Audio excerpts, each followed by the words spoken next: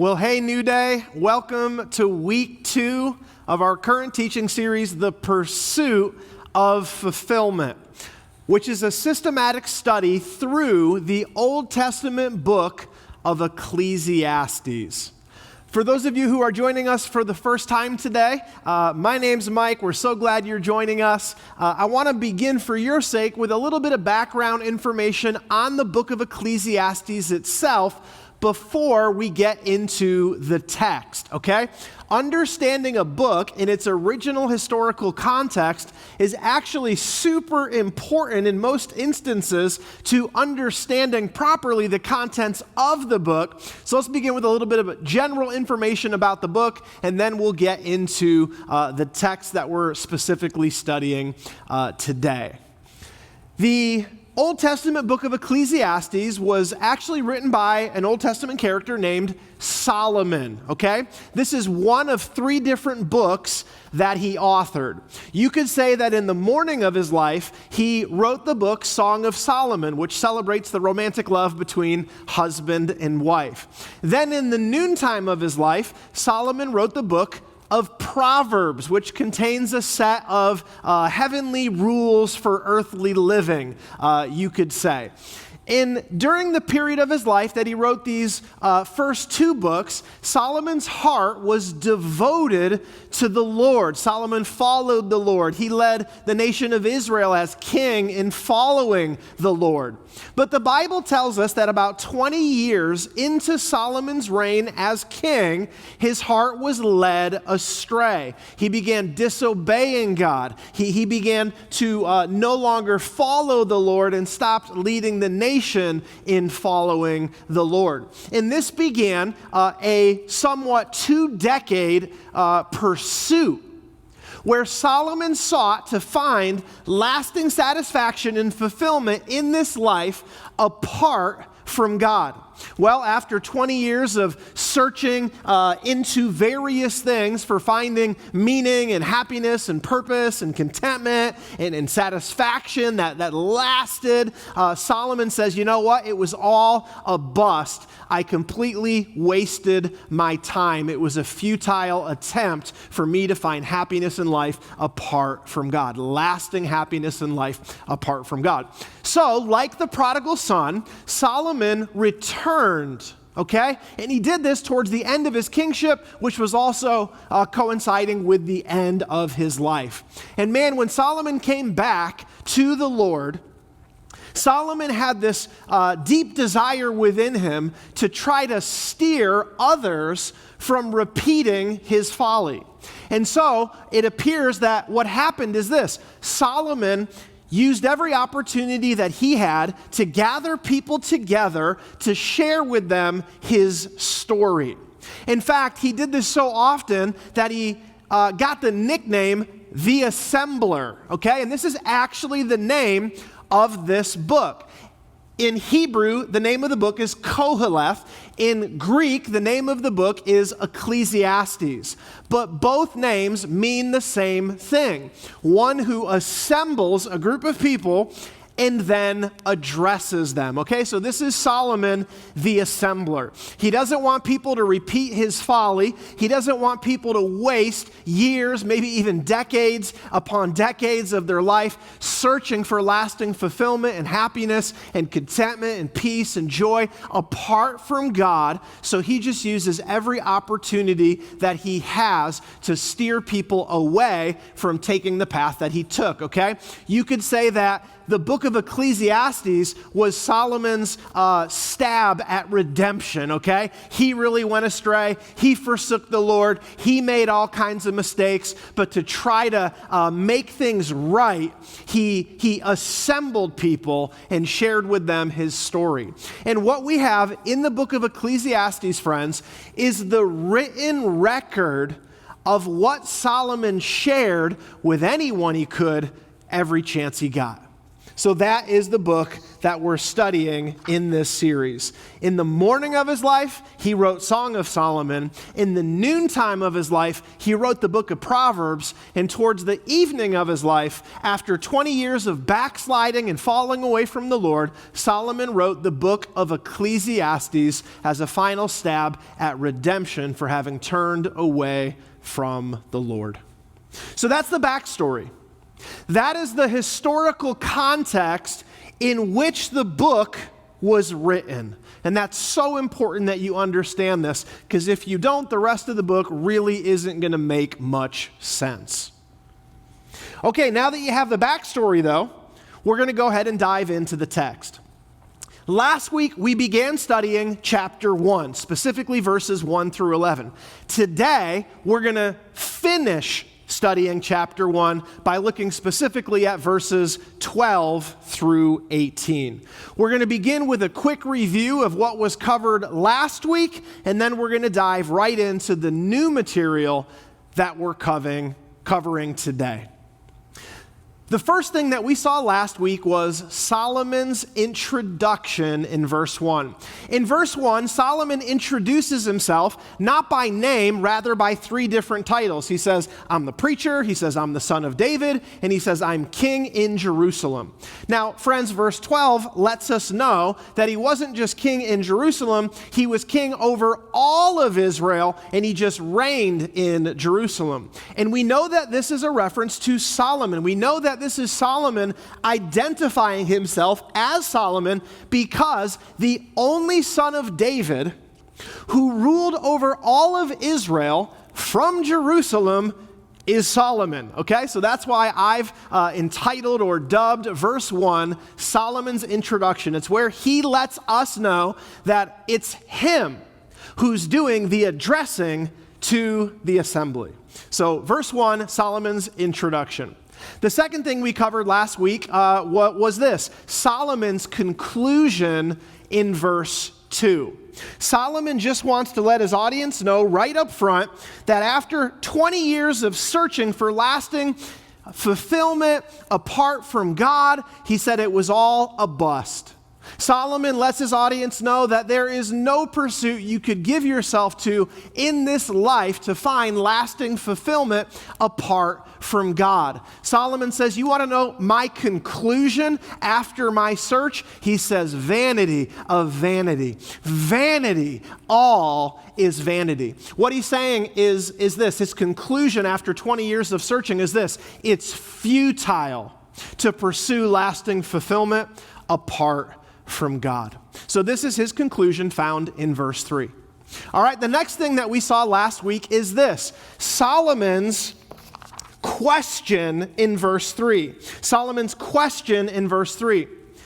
Here in verse 3, Solomon grabs his audience's attention by asking them a thought-provoking question. He says, in essence, what lasting fulfillment do any of our pursuits apart from God really provide? So his question is this, is it even possible to find any lasting satisfaction in this life apart from God?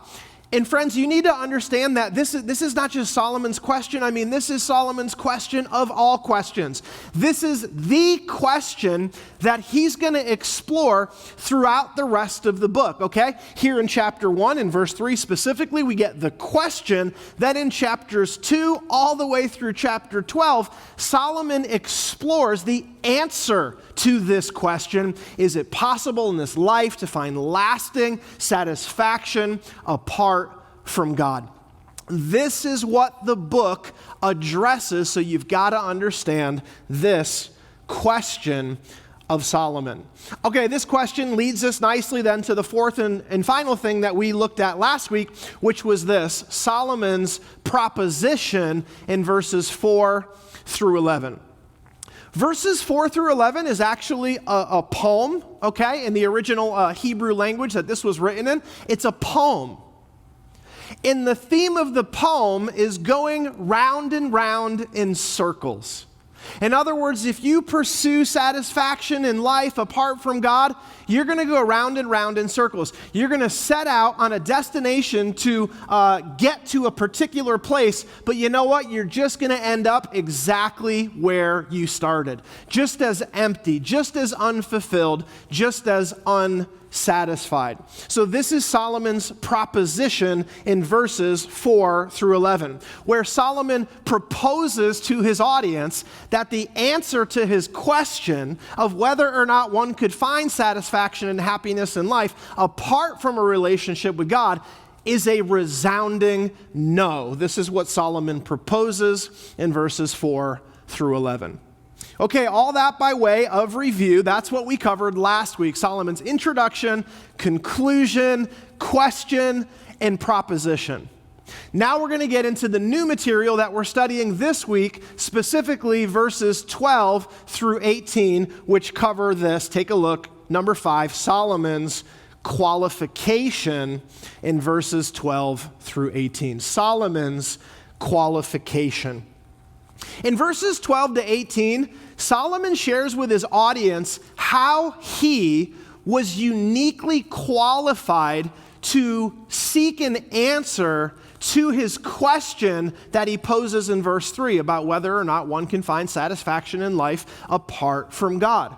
Solomon is indeed uniquely qualified to answer that question, and he wants to remind his audience of his unique qualifications prior to just diving in to the content that he has to share.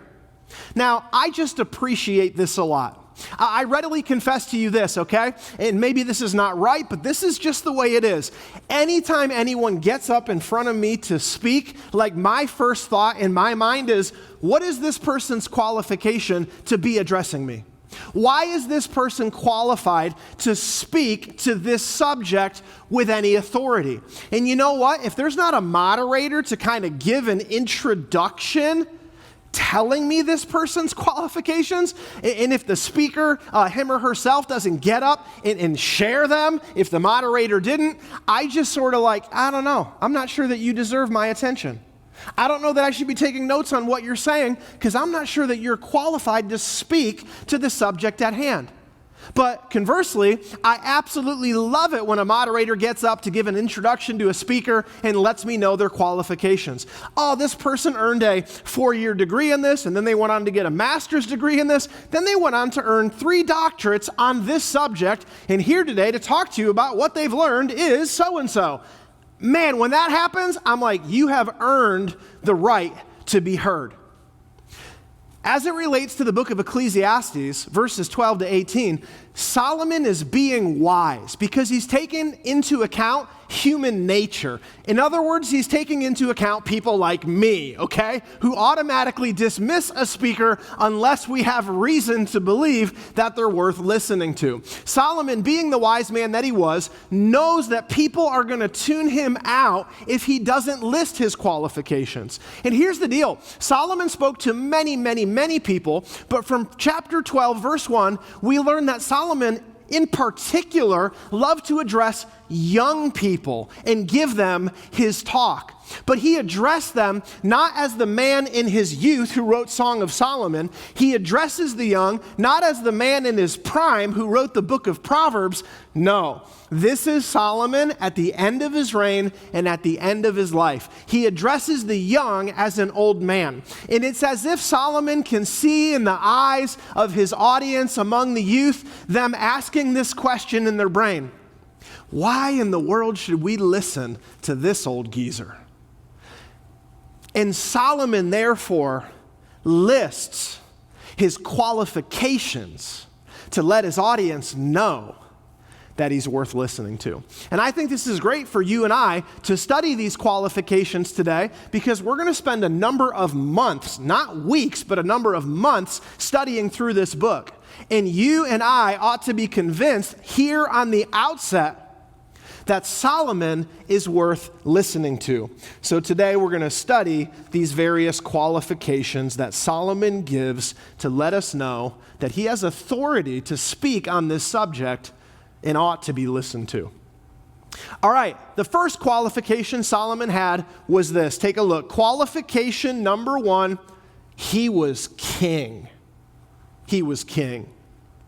Picking up in verse 12, Solomon said this, I, the preacher, was king over Israel in Jerusalem, and I set my heart to seek and search out by wisdom concerning all that is done under heaven. Understand this, verse 12 is not a second introduction.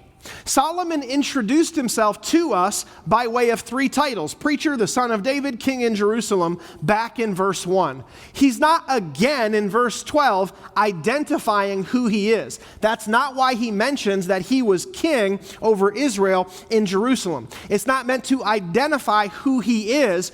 No, it's meant to give the first qualification that he has for being uniquely qualified to seek and search out an answer to the great big question that he posed back in verse 3 about whether or not it was possible in this life to find fulfillment and satisfaction that's lasting apart from God.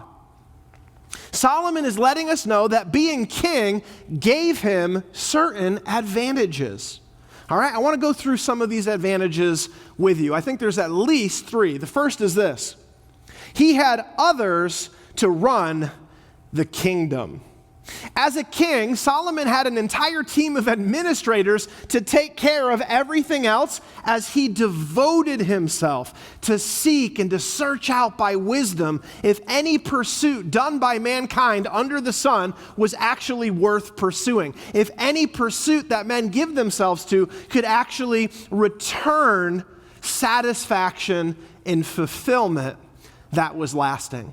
He had others to run his kingdom so he could dedicate and devote himself to that task. For example, we read in 1 Kings chapter 4, Elihoreph and Ahijah were his court secretaries.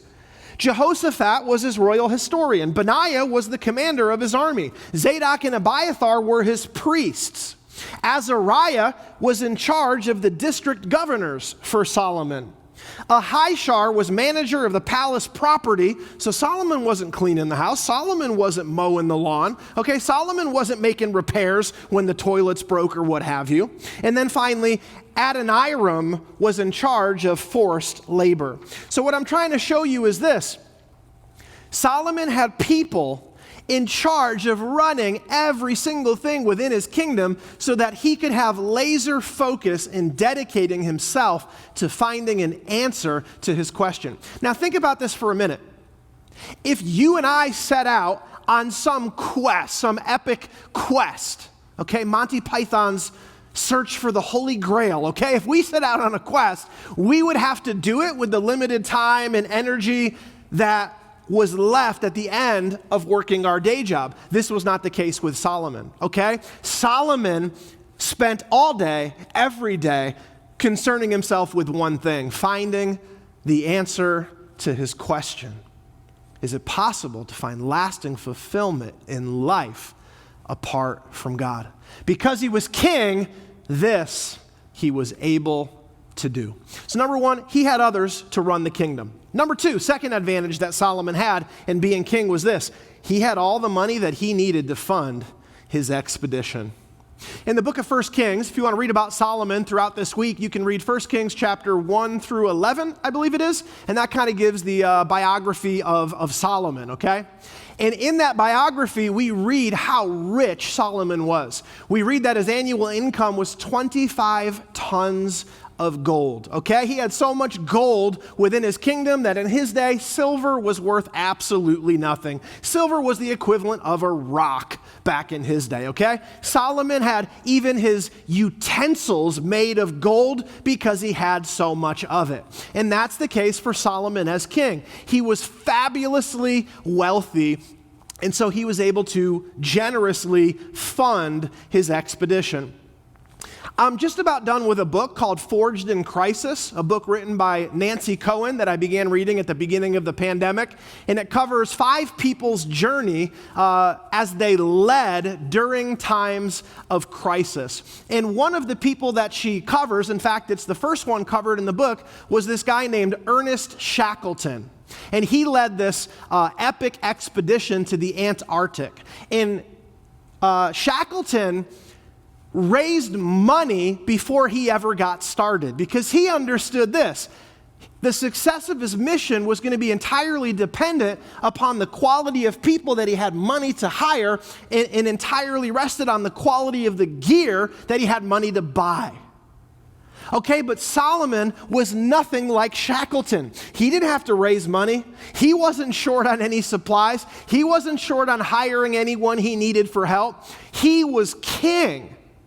And that not only gave him the advantage of having others to do all the work of the kingdom, okay, but it also gave him the advantage of having basically limitless financial resources to help him in his quest to find an answer to his question.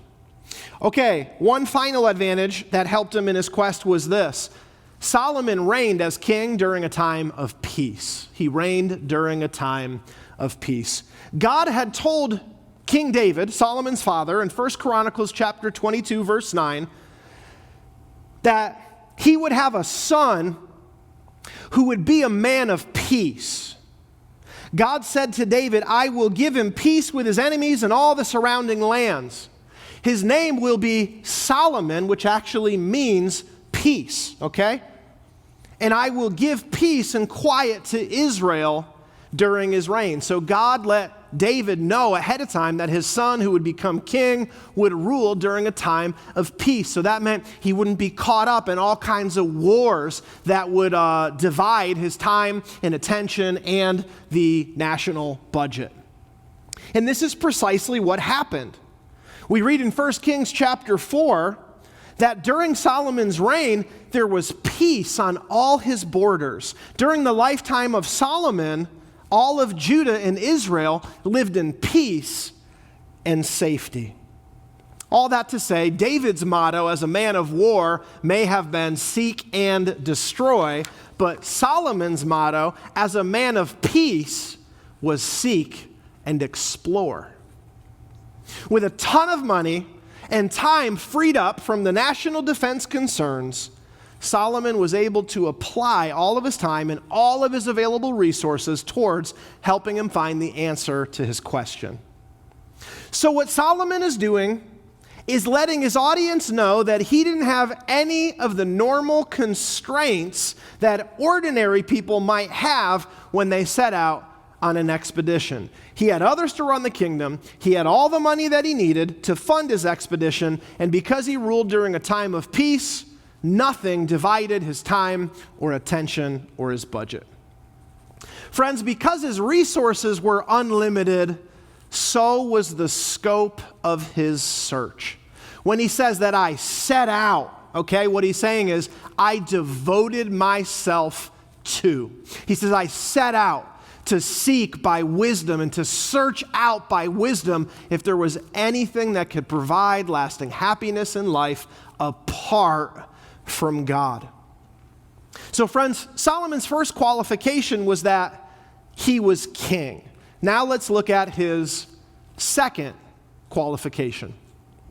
Qualification number 2, not only was he king, he was also wise.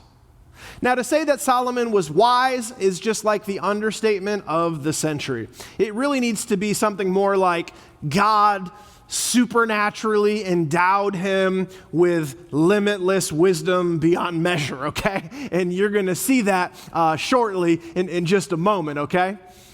But for now, let's read verse 16. Solomon says in verse 16, I communed with my heart, saying, look, I have attained greatness and have gained more wisdom than all who were before me in Jerusalem.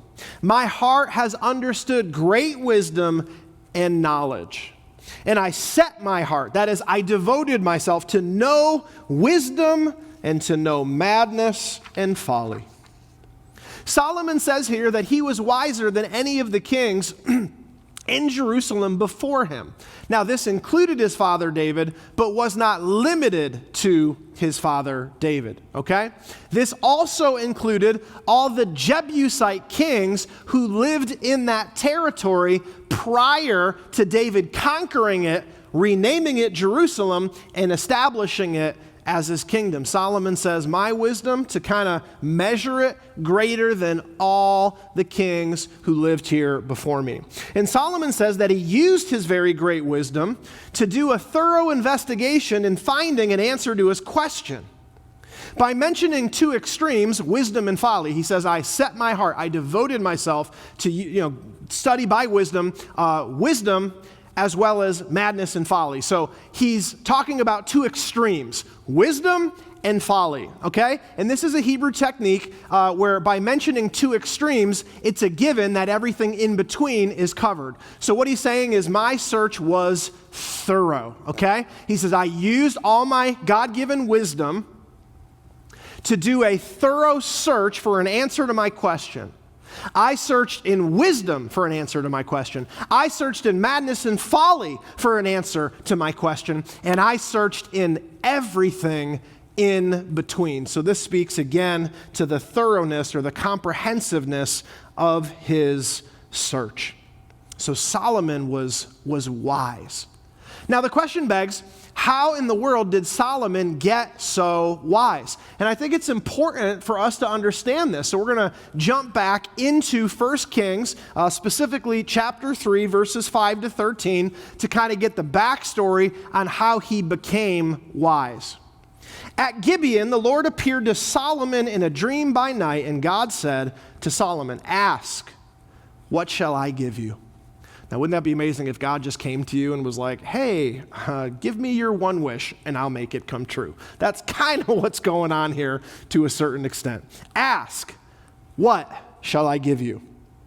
Solomon gave a quick speech and then he made his request. Give to your servant an understanding heart to judge your people, that I may discern between good and evil. For who is able to judge this great people of yours? Here's the deal. Solomon had become king, and God let him rule for a little bit, okay? This experience happened, yes, towards the beginning of his reign, but not immediately after his coronation. God let him get a taste of all that was involved in ruling an entire nation. If you remember in the Old Testament, there was a character named Moses who had to lead the entire nation as the Israelites were delivered by the hand of God out of Egypt and brought to the Promised Land. And Moses just mentions in a number of places what a burdensome task it was to lead such people. In fact, it was such a burdensome task that Moses said, God, if this is how you're going to treat me, just end my life now, okay? It's hard being king. So God let Solomon experience a little bit of that, and then comes to him and asks him, ask, what shall I give you? Solomon understands that there is nothing that he needs more to rule an entire kingdom than wisdom, so that's what he asks for.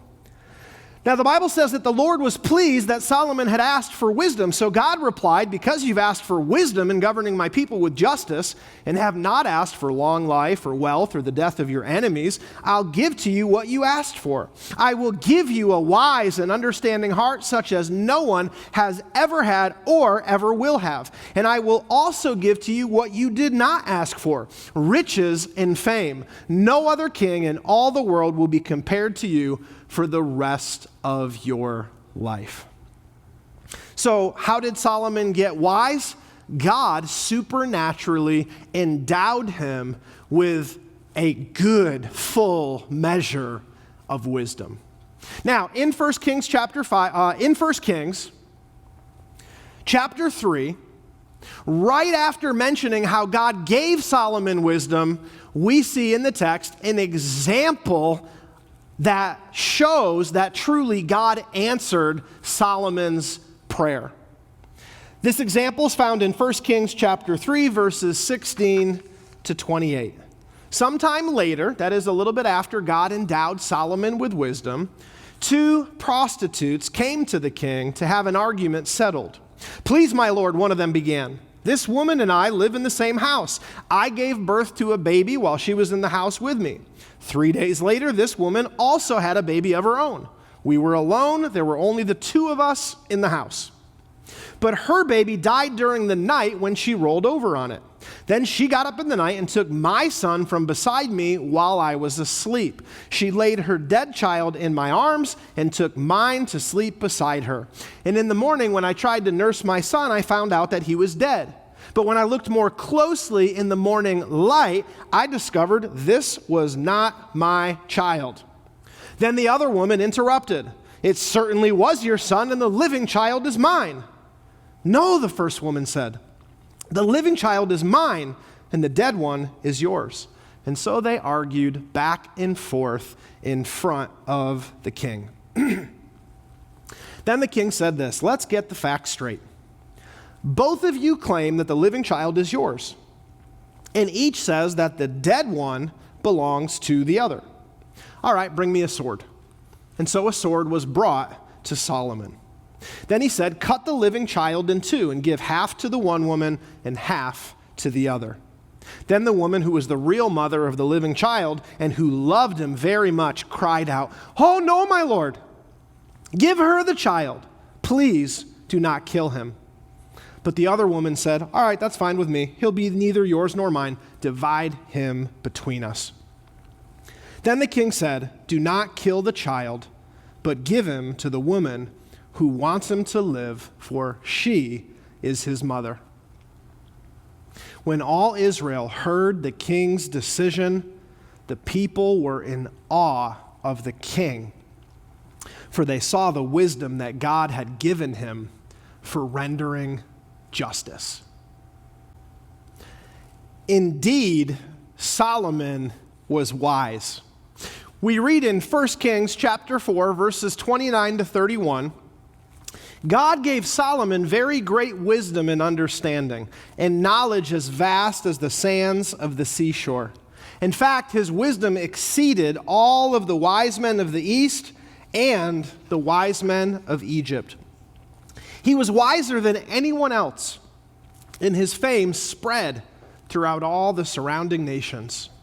As Solomon made one wise decision after another, whether it be in rendering justice or in setting up and organizing his administration, Solomon's reputation grew as being one who was wise. And the Bible says that it just grew and grew and grew, and so his fame spread and spread and spread. We read in 1 Kings chapter 10, verses 1 through 8, an illustration of just how far Solomon's fame extended out to. I want to read you that. In 1 Kings chapter 10, the queen of Sheba heard of Solomon's wisdom. So she came to test him with hard questions. She arrived in Jerusalem with a large group of attendants and a great caravan of camels loaded with spices, large quantities of gold and precious jewels. When she met with Solomon, she talked with him about everything that she had on her mind. And it was a long journey, so she had plenty of time to assemble a list of questions to ask Solomon about. Well, Solomon had answers for all her questions. Nothing was too hard for the king to explain to her.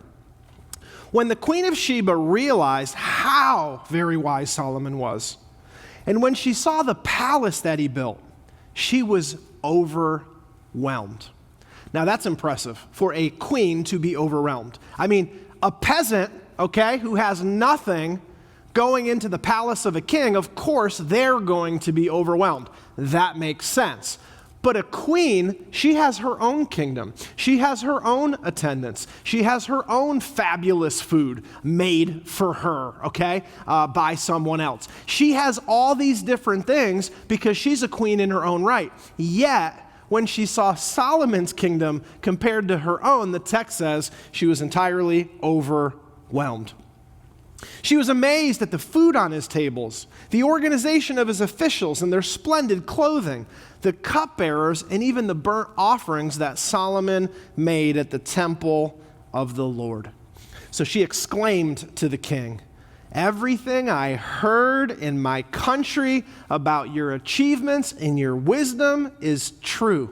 I didn't believe what was said until I arrived here and saw it with my own eyes. In fact, I hadn't heard the half of it.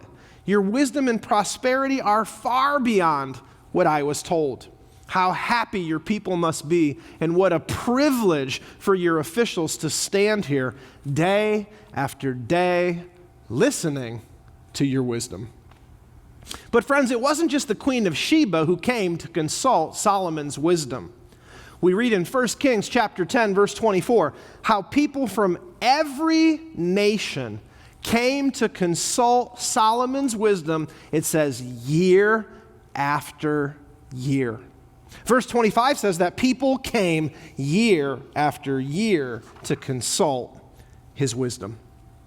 Now, I know that was a lot of talk on how Solomon got his wisdom. It was a big, long story illustrating how God had answered his prayer. And yeah, we saw verses that just shared how his reputation for being a man of wisdom spread and spread and spread. But now that you have that information about his wisdom, let's jump back to Ecclesiastes chapter 1.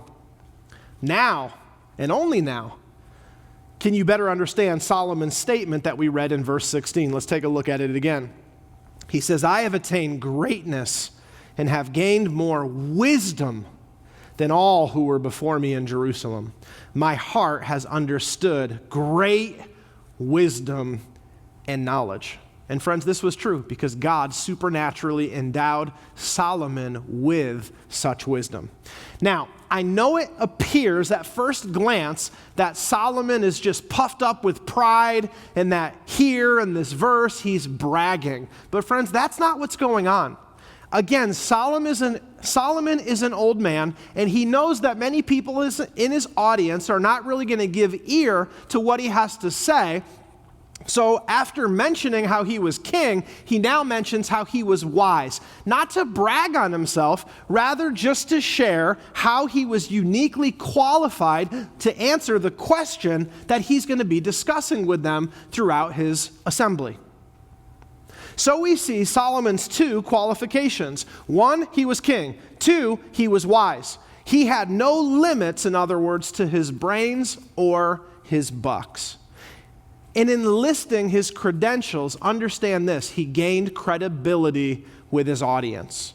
He gave them reason to listen to what he was saying. And now that he's convinced his audience that he's worth listening to, Solomon goes ahead and hits them with the bottom line of what he learned from 20 years of exploration.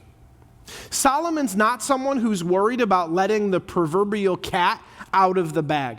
He just wants his audience to know up front, in case anyone's beeper goes off calling them into work, he just wants everyone listening to him to know up front that his search for fulfillment in life apart from God was a total bust, a complete failure, because he didn't find what he was looking for. So Solomon says this in verse 14. Take a look. He says, I have seen all the works that are done under the sun, and indeed all is vanity and grasping for the wind. Solomon's conclusion is that his search was futile, total waste of time. He went around in a big circle and ended up exactly where he started, just as empty as before. He says, trying to find fulfillment and satisfaction and happiness in this life that's lasting apart from God, yeah, that's like grasping the wind. In other words, it's an impossible task. It's a waste of time. It's frustratingly futile. In the same way that you can't reach out and grab the wind, you also, apart from God, can't reach out and grab lasting fulfillment in this life. To reinforce his conclusion, Solomon quotes a proverb, which is not surprising since Solomon wrote the book of Proverbs, okay? Solomon says this in verse 15 to support his conclusion from verse 14. Solomon says this, take a look, verse 15. He says, what is crooked cannot be made straight, and what is lacking cannot be numbered. And this is true, okay? There's some things in life that once they're made crooked, okay, you just can't get them to be straightened out again. And that which does not exist truly indeed cannot be numbered. I know that's kind of confusing, but it's simple. Here's what he's saying. He's saying certain facts in life cannot be altered. That which is crooked sometimes can't be made straight again. That which doesn't exist cannot be numbered. There's certain facts in life that cannot be altered. And he's saying that you can't find happiness apart from God. That is one of life's unalterable facts. Though Solomon has spoken emphatically, he's not done driving his point home. Now that he's convinced his audience that he's worth listening to, he's just going to repeat his message so that no one's missing it. He knows it's human nature not to trust the audience, not to trust the speaker unless he lists his qualifications, but he also knew that it was true that people tend to tune out, okay? And that repetition is key to learning. So having stated his bottom line conclusion once, he now states it again. Solomon tells him in verse 17 that even though he searched everywhere, in wisdom and in folly and in everything in between for meaning apart from God. And even though he applied all this great wisdom to finding something apart from God that truly satisfied, what he discovered was that finding fulfillment apart from God, take a look, is just grasping for the wind. Grasping for the wind. This is a creative way to describe an impossible task. To reinforce his conclusion, Solomon again quotes a proverb. In verse 18, take a look. He says, "For in much wisdom is much grief, and he who increases knowledge increases sorrow." Solomon sharing candidly with his audience the despair he felt, the grief he felt, the sorrow he felt when he realized that he had just spent some 2 decades of his life going around in circles looking for something that didn't exist. His efforts to find something that could satisfy apart from God came up with dismal results, and the reality of that just sunk him into a deep, deep depression, or as he puts it, grief upon sorrow. Friends, that's precisely where each and every one of our pursuits in life apart from God will end. In grief upon sorrow. And I think that's why God has preserved this book of Ecclesiastes for us who live today. I mean, God could have allowed it to be lost or destroyed, but God saw to it that this book was preserved because he loves us and because he doesn't want to see us spending 2 decades of our life or less or more trying to find lasting fulfillment and satisfaction in this life apart from him. And so he just lets us know through Solomon's example exactly where all of our pursuits apart from God end. They end in grief upon sorrow. They end in great disappointment because God has not designed the various pursuits that we give ourselves to in this life to be able to provide lasting fulfillment and satisfaction. God designed it that we would only find that in a relationship with him. So friends, I close with this in verse 13.